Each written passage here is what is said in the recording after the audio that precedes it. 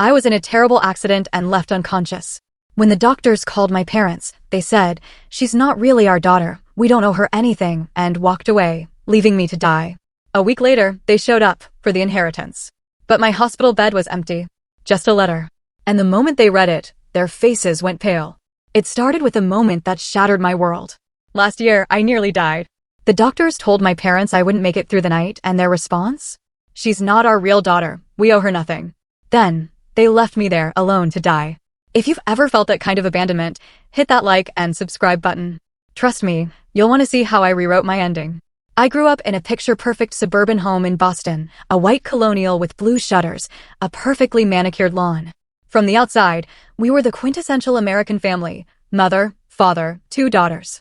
Our photo albums are filled with smiling faces, matching birthday decorations, piles of Christmas presents, and trips to Disney World. But photos can lie. I was only 5 when I first felt that sting of being different.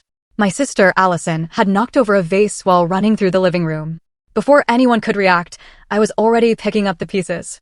"What happened here?" my mother demanded. "I did it," I said automatically, not even thinking about it. Later, I overheard my mother on the phone. "Rebecca's always been so eager to please, not like Allison. Allison has spirit." Spirit. That was the word my parents used for Allison's tantrums in stores, her refusal to eat vegetables, her talking back. When I did my homework without being asked, it was because I was dutiful. When Allison finally did hers, she was brilliant. The differences were subtle at first. Allison got the bigger bedroom. Allison got to choose restaurants on family night. Allison's artwork covered the refrigerator, while mine was neatly filed away in a drawer. "Your sister needs more encouragement," my father explained when my straight A's didn't earn the same celebration as Allison's B-. "You're naturally good at school." I was 12 when I finally learned why. It was past midnight, and I'd gotten up for a glass of water. My parents were arguing in the kitchen, their voices carrying up the stairs. "You've always favored Allison," my mother hissed. "It's like you're trying to make up for Rebecca not being yours." "She's not yours either, Margaret," my father shot back. "We agreed when we took her that we'd never treat her differently." The glass slipped from my hand and shattered on the hardwood floor. The arguing stopped. I ran back to my room, heart pounding, and pretended to be asleep when my mother checked on me. Adopted. The word explained everything and nothing at the same time. Why my hair was dark when everyone else's was blonde. Why I had green eyes when they all had blue. Why, no matter how hard I tried, I never quite belonged. The next morning at breakfast, I waited for them to tell me, to explain, to reassure me that I was loved just the same. They said nothing. So I did. "I heard you last night," I said, my voice small but steady. "I know I'm adopted." My father's newspaper lowered slightly. My mother paused while pouring coffee. Then she smiled, that tight smile that never reached her eyes. "Don't be ridiculous, Rebecca. You must have been dreaming." And that was it. No confirmation, no denial that felt like truth, just gaslighting and breakfast as usual. I learned that day that in our house, truth was less important than appearance. After that, I threw myself into being perfect. If I couldn't be loved for who I was, perhaps I could be valued for what I achieved. I graduated top of my class in high school, got a full scholarship to MIT, and started my tech company at 22. My parents attended my graduation, of course. They smiled for photos and accepted congratulations for having raised such an accomplished daughter. But there was always distance in their eyes, as if they were looking at a project rather than a person. Only my grandmother Martha truly saw me. She lived in a beautiful old Victorian house in Cambridge, filled with books, antiques, and the smell of cinnamon. I spent every summer with her from age 13 onward, after the adoption revelation. "You have your mother's eyes," she told me once when I was 15. It was the only acknowledgement from any family member that I had biological parents somewhere. "Who is she?" I asked. Grandmother Martha patted my hand. "Someone who loved you very much but couldn't keep you. Someday, when you're older, I'll tell you everything." But someday kept getting postponed. Throughout college, whenever I asked, she'd say, "After you graduate." After graduation, it was when you're settled in your career. Later, it became when the time is right. Meanwhile, my relationship with my parents deteriorated further. My father's law firm represented my main competitor in a patent dispute. When I confronted him about the conflict of interest, he simply said, "Family is one thing, business is another." Allison became a surgeon, following in our father's footsteps, though he'd switched to corporate law before we were born. Their shared medical background became yet another thing that excluded me from family conversations. The final argument happened 3 years ago at Thanksgiving dinner. Grandmother Martha was there, friendlier than I remembered, but still sharp as ever. Conversation turned to my company's recent success. "We just secured major funding for an AI-powered medical diagnostic tool," I announced. I always knew Rebecca would do something special, grandmother said proudly. Yes, well, she always was determined to prove herself, my mother replied with that familiar, dismissive tone. Prove myself? I echoed. Is that what you think I've been doing all these years? Isn't it? My father asked, sipping his wine. Most adopted children go through a phase of overachievement. It's quite common, actually. The casual confirmation of what they'd denied for 15 years stunned me into silence. Dad. Allison looked shocked. What are you saying? Oh, she knows, my mother waved dismissively. She's known since she was 12, though I don't see why we need to discuss it at dinner. You've denied it my entire life, I said, my voice shaking. Every time I asked, you made me feel crazy for even suggesting it. We thought it was better that way, my father replied, as if explaining something to a difficult client. Children need stability. I needed truth. I countered. The truth is, my mother said with sudden sharpness, we gave you everything, a beautiful home, the best education, every advantage. Most adopted children would be grateful. Grandmother Martha's hand came down hard on the table. That's enough, Margaret. But it wasn't enough. 20 years of feeling like an outsider, of conditional love, of gaslit reality, came pouring out. You never wanted me, I said. You wanted the idea of me, the perfect daughter you could show off at parties, the one who would validate your parenting without ever demanding actual parenting from you. I stood up, my napkin falling to the floor. I'm done trying to earn love that should have been freely given. I left that night and didn't look back. Changed my phone number, moved to a new apartment. Grandmother Martha was the only one I stayed in touch with, meeting for our weekly Sunday brunches away from my parents' house. They do love you, she insisted once. They just don't know how to show it. Love isn't supposed to be this hard, I replied. She died 6 months ago, peacefully in her sleep. I was traveling for work and missed the funeral. My parents didn't bother to call me about it. I found out through an attorney's letter informing me that Grandmother Martha had left me her house and the majority of her estate. I never got to hear the truth about my birth parents from her lips, but fate had other plans for revealing family secrets. The day of the accident started like any other Tuesday. I was at our company headquarters in Cambridge, running tests on our newest software update. It was raining, that gentle, persistent New England drizzle that makes everything gray and slightly blurred at the edges. You should head home, Rebecca, my business partner, Samantha, suggested around 8 p.m. The update can wait until morning. But I've never been good at leaving things unfinished. By the time I finally left, it was after 10 o'clock and the rain had turned into a downpour. I remember thinking I should call a car service, but my apartment was only 15 minutes away. What could happen in 15 minutes? The intersection of Maple and 3rd has a blind spot that locals know to watch for. The drunk driver who hit me wasn't local. I remember headlights suddenly filling my car, impossibly bright. The sound of metal crushing metal. The strange sensation of spinning. They told me later that my car flipped twice before hitting a lamppost. The impact deployed the airbags, which saved my life, but fractured 3 ribs and my collarbone. My head hit the side window hard enough to cause a traumatic brain injury. I have flashes of memory from the ambulance, red lights pulsing, a paramedic saying my name over and over, the oxygen mask over my face. Then, darkness. When I next became aware, it was voices, distant, clinical. I couldn't open my eyes or move, but I could hear.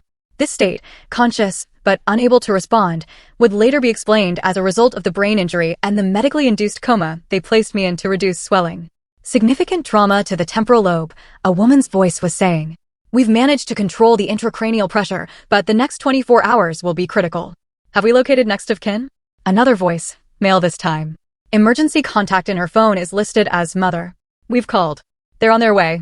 Time has no meaning when you're floating in darkness. I don't know if it was minutes or hours later when I heard them arrive. Mr. and Mrs. Mitchell, I'm Dr. Chin, the neurologist managing your daughter's case. What happened? My father's voice, tense and controlled as always. Dr. Chin explained the accident, my injuries, the induced coma, the uncertain prognosis. And what exactly are you doing for her? My mother, sounding irritated, as if my traumatic brain injury was an inconvenience in her schedule. Currently, we're monitoring intracranial pressure and maintaining the coma to give her brain time to heal. She'll need surgery once she's stabilized to repair the orbital fracture. Surgery? My father again. What kind of costs are we looking at here? There was a pause. I imagine Dr. Chin was giving them the look medical professionals reserve for particularly callous family members. Your insurance information would be helpful, she finally said. And we'll need authorization for the surgical procedure. There's been a misunderstanding, my mother said, her voice dropping. Rebecca isn't actually our daughter. I'm sorry. The doctor sounded confused. She has you listed as her emergency contacts. She was adopted, my father explained smoothly. Informally. The papers were never properly filed. I see. The doctor's voice had cooled significantly. Nevertheless, as her emergency contacts. You're not understanding me, my mother interrupted. She's not our responsibility. We owe her nothing. I'd experienced their emotional abandonment my entire life, but this was different. This was leaving me to die. Without authorization for treatment, the doctor began. Then don't treat her, my father said simply. Isn't there a state fund for indigent patients or something? Mr. Mitchell, your daughter is critically injured. Without surgery. She's not our daughter, my mother insisted. Not legally, not really. There was silence. Then the sound of papers rustling. There's also the matter of Martha Mitchell's estate, a new voice said. A nurse, maybe? The patient was notified as the primary beneficiary. That's a family matter, my father said quickly. My mother was not in her right mind when she made that will. We've been meaning to contest it. I see, the doctor said coldly. Well, in the absence of family willing to authorize treatment, we'll have to proceed under emergency provisions. Nurse Davis, please document this conversation and contact hospital legal. We'll be going now, my mother announced. Please don't contact us again regarding this patient. Footsteps. The door opening and closing. They were gone. I tried to scream, to move, to give any sign that I could hear them abandoning me. But I was trapped in my broken body, a prisoner of my own consciousness. I've never seen anything like it, Nurse Davis apparently said quietly. Their own daughter. Rich people. Call legal then, the doctor muttered. Check her phone for other contacts. There must be someone who gives a damn about this woman. Time passed. I drifted in and out of awareness. Pain came and went as medication flowed through my system. Different voices spoke around me, medical jargon I couldn't fully comprehend. But one voice became familiar, gentle, constant. I'm just changing your sheets, Rebecca. You're doing great. Nurse Emily Davis became my lifeline. She talked to me during her shifts, updating me on my condition, explaining the treatments, telling me about the weather outside. She'd play music from her phone, everything from classical to Taylor Swift. The latest research shows coma patients can hear us, she told someone. I'm not leaving her alone, not after what her parents did. 3 days after the accident, through Emily's one-sided conversations, I learned that the hospital had located Samantha. My business partner and friend had rushed to the hospital, authorized the treatments, and was fighting my parents on multiple fronts. Your friend is something else, Emily told me during a sponge bath. She's got her lawyer here every day, making sure you get everything you need. Apparently, your parents are already making moves on your grandmother's estate, claiming you're incapacitated. I wanted to laugh at the irony. They abandoned me to die, then tried to use my resulting condition to steal my inheritance. It was so perfectly on brand for them. The surgery happened on day 5. I remember being wheeled somewhere, bright lights overhead, then nothing until waking in recovery with a pounding headache and Emily's voice. You did it, Rebecca. Surgery went perfectly. Dr. Chin says your brain swelling is already reducing. They're going to start bringing you out of the coma tomorrow. True consciousness returned gradually. The ability to squeeze a hand when asked. Then opening my eyes to blinding light. Then the agonizing process of having the breathing tube removed. What? Where? My voice croaked through lips that felt alien. Massachusetts General. Emily answered, appearing in my field of vision. You're okay. You're going to be okay. But I wasn't okay. Not really. Because now I had to process what I'd heard. My parents had not only abandoned me my entire life, they had literally left me to die. Recovery was excruciating. Every movement sent shards of pain through my broken body. The first time they helped me sit up, I vomited from the vertigo. The steps I took with the physical therapist left me drenched in sweat and tears. But physical pain was nothing compared to the psychological wound of knowing my parents had walked away when I needed them most. That knowledge sat like poison in my veins, tainting every moment of recovery. You're doing amazing, Samantha would say during her daily visits. She'd brought my laptop, handled company decisions, fielded press inquiries about my accident. The doctors say you're recovering twice as fast as expected. Spite is a powerful motivator, I joked weakly. It was during the second week of my hospital stay that Samantha finally told me about grandmother Martha. I didn't want to add to your stress, she explained, sitting in the visitor's chair beside my bed, but you should know, your grandmother's attorney has been trying to reach you. Your parents are challenging the will. What? I struggled to sit up straighter. On what grounds? They're claiming you're mentally incompetent due to your injuries. Samantha's expression was grim. They filed the paperwork 3 days after your accident. The timing wasn't coincidental. They'd walked out of my hospital room, leaving me to die, and gone straight to a lawyer to steal my inheritance. I need to talk to her attorney, I insisted. James Wright arrived the next morning, a dignified man in his 60s with silver hair and kind eyes behind wire-rimmed glasses. He'd been my grandmother's attorney for 30 years. Miss Mitchell, he greeted me formally, I'm relieved to see you recovering. Your grandmother would be pleased. My parents are trying to steal her house, I said without preamble. He nodded, placing his briefcase on the bedside table. They filed for an emergency conservatorship, citing your medical condition. I've submitted medical reports from your doctors confirming you're competent to manage your affairs. The judge has temporarily frozen the estate until you can appear in court. When that's up to your medical team. There's no rush. The assets are secure. He pulled out a thick envelope from his briefcase. Your grandmother asked me to give you this if anything happened to her before she could tell you herself. The envelope felt heavy in my hands. What is it? The truth, I believe. He stood to leave. She loved you very much, Rebecca. Never doubt that. I waited until evening to open it, after the nurses had finished their rounds and the hospital had quieted for the night. The letter began. If you're reading this, I failed to keep my promise to tell you everything in person. Forgive an old woman's cowardice. Some truths are harder to speak aloud than others. You've wondered about your birth parents all your life. The truth is, your mother was my niece, Caroline. She was 18 when she got pregnant, young, scared, and in no position to raise a child. Your biological father was her high school boyfriend, who left for college and wanted nothing to do with the baby. I suggested adoption within the family. My son Richard and his wife Margaret had been trying for a child without success. It seemed the perfect solution. You would remain connected to your biological family, and they would have the baby they desperately wanted. What I didn't know then was that Margaret was already pregnant with Allison. She learned this just weeks after they took you home. Suddenly, they had 2 infant daughters instead of 1. I watched over the years as they treated you differently. I confronted Richard about it many times. He would always promise to do better, to love you equally, but some people cannot love what doesn't come from their own blood, no matter how precious the gift. The legal adoption was completed, regardless of what they may have told you. You are legally their daughter, with all the rights that entails. I've included the court documents proving this. I've also included the truth about your birth mother. Caroline died 5 years ago in a car accident, having never married or had other children. She asked about you often. I kept her updated on your accomplishments, your growth into the remarkable woman you've become. The house and everything I leave to you is rightfully yours, not just by my choice but by blood. You are my family in every way that matters. I hope you can forgive me for not telling you sooner. I thought I was protecting you, but perhaps I was really protecting myself from having to explain my role in placing you with parents who couldn't love you as you deserved. Know that I have loved you completely from the moment Caroline placed you in my arms. All my love, always, Grandmother Martha. I read the letter 3 times, tears streaming down my face. Then I examined the documents. My original birth certificate naming Caroline Mitchell as my mother, the adoption papers with my parents' signatures, the amended birth certificate listing Margaret and Richard Mitchell as my parents. It was all there. The truth, the proof, the confirmation that legally, morally, and by blood, I was a Mitchell. And my parents had lied to the doctors, probably to Allison and certainly to themselves. That night, I made 2 decisions. I would recover fully, no matter how hard I had to work, and I would make sure my parents faced the consequences of their actions. I threw myself into physical therapy with renewed determination. 2 broken ribs, a shattered collarbone, facial fractures, and traumatic brain injury. None of it would stop me. I graduated from Walker to Kane within weeks, surprising even my therapists. You're a machine, my physical therapist, Jake, commented during one particularly grueling session. I have somewhere important to be, I replied, pushing through the pain to complete another set of exercises. Weeks after the accident, Dr. Chin cleared me for discharge.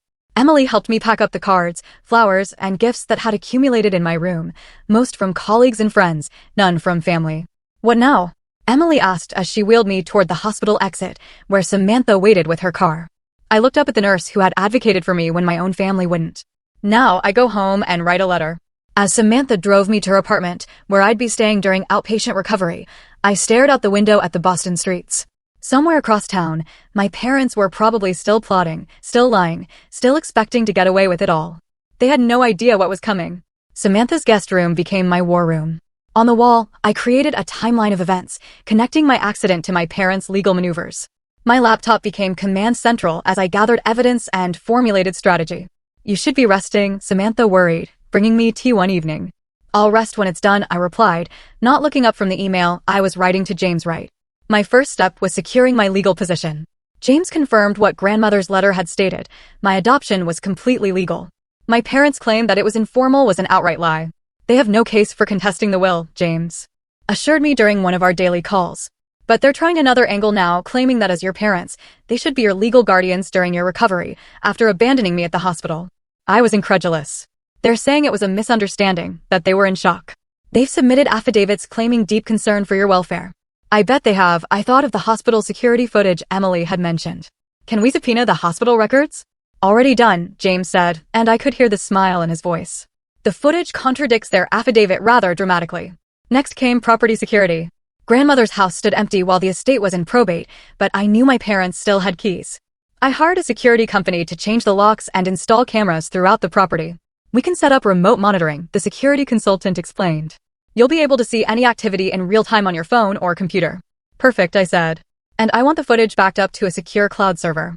Then came the most difficult part, writing the letter. I must have drafted it 20 different times, ranging from rage-filled accusations to cold, clinical facts. None of it felt right. You're overthinking it, Samantha said one night as I crumpled yet another attempt. Just speak from your heart. My heart wants to burn their world down, I admitted. Then say that. I shook my head. This isn't about revenge. It's about truth. It's about finally being seen. The breakthrough came during a session with Dr. Morris, the therapist I'd been seeing since leaving the hospital. What do you really want from them? She asked after I'd explained the situation. I want them to acknowledge what they did. Not just at the hospital, but my whole life. And if they never do? The question hit me like a physical blow. Then I want to be free of needing them to. That night, I wrote the letter that would be waiting for them. Not from a place of anger, but from a place of clarity. I detailed their decades of emotional neglect, the lies about my adoption, and their ultimate betrayal at the hospital. I included copies of the security footage showing them abandoning me and copies of the legal documents proving my adoption was legitimate. But I also included forgiveness, not for their sake, but for mine. I was releasing them from any obligation to me and releasing myself from any obligation to them. I no longer need your approval, your acknowledgement, or your love, I wrote in the final paragraph. I am whole without you. I sealed the letter in an envelope and gave it to James to place in the house when the time was right. The final piece fell into place when James called to inform me my parents had scheduled a visit to grandmother's house, ostensibly to collect personal mementos before the estate was settled. They filed the paperwork with the probate court, he explained. They're coming this Saturday at 2 p.m. Will Allison be with them? I hadn't spoken to my sister since Thanksgiving 3 years ago. I had no idea if she knew what our parents had done. Yes, she's listed on the court filing. I took a deep breath. Then it's time. That Saturday morning, James placed my letter on the dining room table in grandmother's house. The security company confirmed the cameras were operational. Samantha and I settled in at her apartment to watch the feed on my laptop. At exactly 2:03 p.m., my parents' Mercedes pulled into the driveway. The plan was in motion, and there was no turning back. Through the security cameras, I watched my parents and Allison approach grandmother's front door. My father looked annoyed, checking his watch repeatedly. My mother wore her charity event smile, the one that never reached her eyes. Allison hung back slightly, her expression unreadable. The key isn't working, my father complained, jiggling the doorknob. Did you try the back door? My mother suggested. I shouldn't have to try the back door. This is my mother's house. Was her house, Allison corrected quietly. My father shot her a look before pulling out his phone. After a brief conversation, a locksmith arrived. I watched as he opened the door, had my father sign some paperwork, and departed. Finally, my mother said, stepping inside, Richard, check if the silver is still here. I want to make sure Rebecca hasn't already emptied the place. The casual accusation made my blood boil. Samantha placed a hand on my shoulder. Remember why we're doing this, she murmured. I nodded, focusing on the screens as my family moved through my grandmother's house. Everything looks the same, Allison commented, running her fingers along the antique sideboard in the hallway. Mother always did have good taste, my mother admitted, examining a crystal vase. This would look perfect in our foyer. We're here for your father's childhood mementos, Allison reminded her, not to shop. Don't be naive, my mother snapped. Rebecca is never going to recover enough to claim this inheritance. The judge will award guardianship to us, and then everything here will be ours anyway. She's in physical therapy now, Allison said. Her doctors say she's making remarkable progress. Well, her brain injury is another matter, my father interjected, coming down the stairs. The silver is all there, Margaret. I checked the master bedroom too. Nothing seems disturbed. Has anyone actually visited her recently? Allison asked, to see how she's doing. My parents exchanged a glance. The hospital staff have been very uncooperative, my mother said primly. Besides, you know how Rebecca is. She's always been so independent. Too independent, my father muttered. If she'd listened to me about that driving route. Are you seriously blaming her for getting hit by a drunk driver? Allison sounded incredulous. Of course not, my mother soothed. Your father is just upset. This has been hard on all of us. They moved into the dining room, where my letter waited on the polished mahogany table. What's this? My father picked up the envelope. My name was written on the front in my grandmother's handwriting. James had used an old birthday card as reference. It's addressed to Rebecca, Allison pointed out. Well, she's not here, is she? My mother plucked it from my father's hands and tore it open. As she began reading, her face drained of color. What? What is it? My father demanded. Wordlessly, she handed him the letter. He skimmed it, his expression darkening with each page. This is outrageous, he spluttered. Lies and manipulations. What does it say? Allison reached for the letter, but my father held it away. Nothing you need to concern yourself with. Family business. I am family. Allison insisted, snatching the letter from his hand. She began reading, her eyes widening.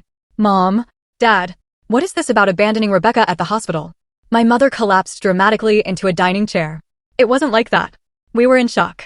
The doctors were so pessimistic.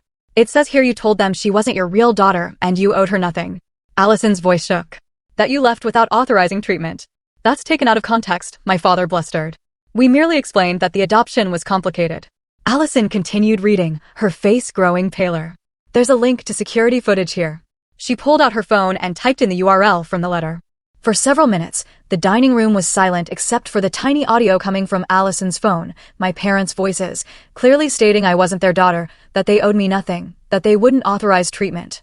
You left her to die, Allison whispered when the video ended. Your own daughter. She's not. My mother began, then stopped herself. Not what? Not your daughter? Because according to these documents, she absolutely is. Allison brandished the adoption papers included with the letter. You legally adopted her. You raised her for 28 years. And then you abandoned her when she needed you most. You don't understand the complexities, my father started. I understand perfectly. Allison cut him off. I've always known you treated her differently. I thought it was because she was so self-sufficient, so competent, they had higher expectations.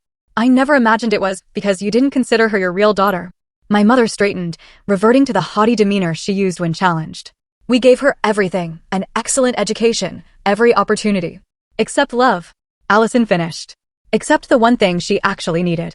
On the security feed, I watched my sister's realization unfold, the pieces falling into place, the recognition of patterns she'd observed but never understood. All those times you dismissed her achievements, she said slowly, all those times you made her feel less than, it wasn't because you had high standards. It was because you didn't think she belonged. That's not true, my father insisted. We always wanted the best for her. The best? Allison's voice rose. You left her with brain trauma and broken bones to die alone in a hospital. How was that the best? My mother stood suddenly. We need to find Rebecca. She's clearly been poisoned against us. That Samantha person has always been a bad influence. She knows about the conservatorship filing, doesn't she? My father realized, scanning the letter again. She knows we're trying to take control of Mother's estate. Is that all you care about? Allison asked incredulously. The money? The house? What about your daughter who nearly died? Of course we care about Rebecca, my mother said automatically. But we have to be practical. In her condition. Her condition that you made worse by abandoning her. Allison interrupted. Her condition that you're now trying to exploit to steal her inheritance. My father's face hardened. That's enough, Allison. This doesn't concern you. Doesn't concern me? Rebecca is my sister. Half-sister, my mother corrected reflexively, then pressed her hand to her mouth as if trying to push the words back in. Allison stared at her. So it's true. You really don't think of her as family. The realization seemed to physically pain her. She gathered the letter and documents with trembling hands. I can't be here right now. I can't be near either of you. Allison, wait, my father called as she headed for the door. I'll be at my apartment. Don't call me. I need time to process this. She gestured vaguely at them. All of this. After she left, my parents stood in stunned silence. Now look what you've done, my mother finally hissed. You've turned Allison against us too. Me? You're the one who called Rebecca her half-sister. Well, she is. And now both our daughters hate us and Rebecca is going to use this letter and that video to destroy us in court. My father paced the dining room, running his hands through his thinning hair. We need to call Gerald, their lawyer. He'll know how to spin this. We can say we were distraught, not thinking clearly. The video, Richard. The video shows us perfectly calm, perfectly clear. We'll say it was edited. Deepfakes are everywhere these days. My mother sank back into the chair. This is a nightmare. They continued plotting for another hour, calling their lawyer, searching the house for valuables they could claim as family heirlooms, making lists of potential character witnesses who could testify to their parental devotion. It was painful to watch, but also illuminating. They never once expressed concern for my well-being, never once questioned whether their treatment of me had been wrong. They were solely focused on damage control, on preserving their reputation and access to my grandmother's money. When they finally left, taking several small antiques despite Allison's earlier objection, I closed the laptop. Well, Samantha said quietly, that was exactly what I expected. They haven't changed, I finished for her. They never will. My phone buzzed with a text from an unknown number. It's Allison. We need to talk. Please. I stared at the message for a long moment before responding. Tomorrow. 10 a.m. The cafe on Cambridge Street. Whatever came next, I was finally ready to face it on my terms. The cafe on Cambridge Street was busy when I arrived, leaning on my cane. Allison was already there, sitting at a corner table, 2 untouched coffees in front of her. She looked up as I approached, her eyes widening at my still-healing facial injuries. Rebecca. She stood awkwardly, hesitating between a hug and a handshake. We settled for an uncomfortable nod. Allison. I eased myself into the chair opposite her. You wanted to talk? She pushed one of the coffees toward me. Black, with 1 sugar. You still take it that way? I nodded, surprised she remembered. Thanks. I didn't know, she blurted out. About the hospital. About them leaving you there. I swear I didn't know. I believe you. And I did. Allison had many faults, but deliberate cruelty wasn't one of them. Did you read the entire letter? She nodded miserably. And watched the video. I can't believe they would do that to anyone, let alone their own daughter. Not their daughter, I corrected automatically. Not in their eyes. But you are, legally. And, well, we grew up together. You're my sister. She reached for my hand across the table, but I pulled back slightly. 28 years, Allison. 28 years of watching them love you completely while measuring out affection to me like it was a limited resource. Did you really never notice? She flushed. I noticed they were harder on you. I thought it was because you were the oldest or because you were so smart. They had higher expectations. They told the hospital staff I wasn't their real daughter, that they owed me nothing. My voice remained steady, but inside, I felt the familiar ache. Those weren't heat-of-the-moment words. That was their truth. It's not my truth. Allison insisted. You're my sister. My big sister who taught me to ride a bike and helped me with my college applications and stood up for me when I totaled Dad's car. I had done all those things because that's what big sisters do, even when they're jealous of the golden child, even when they're starving for the love that's showered on their sibling. What do you want from me, Allison? She looked taken aback by the directness of the question. I want us to be sisters again. Real sisters. I've missed you these 3 years. And our parents? Where do they fit in this vision? Her expression darkened. I don't know. I'm not speaking to them right now. What they did, I can't forgive it. They'll pressure you to reconcile, I warned. They'll minimize what happened, rewrite history. I know their playbook too. She managed a weak smile. I've had a front row seat to their revisionist history. We sat in silence for a moment, the cafe noise washing over us. Can I ask you something? Allison finally said. The letter you left them, what did it actually say? The whole thing. I took a sip of coffee, considering. Then I pulled out my phone and opened the document where I'd saved the final version. Dear Richard and Margaret, I began reading. I'm addressing you by your names because Mom and Dad no longer feels truthful. Parents protect their children. Parents put their children's needs above their own. You have done neither. By the time you read this, you will have already tried to declare me incompetent. You will have already filed paperwork to control the inheritance grandmother Martha left me. You will have already begun crafting a narrative that paints you as concerned parents and me as an ungrateful daughter. Let me save you the effort. I am alive, despite your best efforts. The doctors at Massachusetts General Hospital have documented your refusal to authorize my treatment. The security cameras captured your exact words. She's not our real daughter. We owe her nothing. For 28 years, I have tried to earn your love. I achieved academic excellence. I built a successful company. I did everything possible to make you proud. It was never enough, because I was never enough. Not your blood, not your real daughter. Grandmother Martha left me a letter explaining everything. My birth mother was her niece, Caroline. The adoption was legal and binding, despite what you told the hospital staff. I've included copies of all relevant documentation. I've also included a USB drive with the hospital security footage. It will be submitted as evidence should you continue your attempts to control my inheritance or claim guardianship over me. This letter isn't about revenge. It's about truth. The truth that you couldn't love me as I deserve to be loved. The truth that when I needed you most, you chose to walk away. I forgive you. Not because you deserve forgiveness, but because I deserve peace. I release you from any obligation to me, and I release myself from any obligation to you. I no longer need your approval, your acknowledgement, or your love. I am whole without you. Rebecca Mitchell. P.S. The locks have been changed, and this house is legally mine. Please direct any future communications to my attorney, James Wright. When I finished reading, Allison was crying silently. That's the most honest thing I've ever heard, she whispered. And the saddest. I put my phone away. It needed to be said. They called me 6 times yesterday, she said. Left voicemails about how worried they are about you, how they want to help with your recovery. She shook her head in disgust. It's like they live in an alternate reality. They do, I agreed. One where they're always the heroes of the story. What happens now, she asked. With the inheritance? With the guardianship claim? James is handling it. The hospital footage alone should sink their case. After that, I shrugged. I move on. I build a life without them in it. And me? Her voice was small. Is there room in that life for me? I studied my sister, my biological half-sister, as it turned out. The golden child who had benefited from our parents' favoritism her entire life. But also the woman sitting before me now, choosing truth over comfort, choosing me over them. I don't know yet, I said honestly. There's a lot of history between us, Allison. A lot of hurt. I understand. She nodded, wiping away tears. But I'd like to try if you're willing. I thought of Grandmother Martha's letter, of family being those who love you, not necessarily those who share your blood.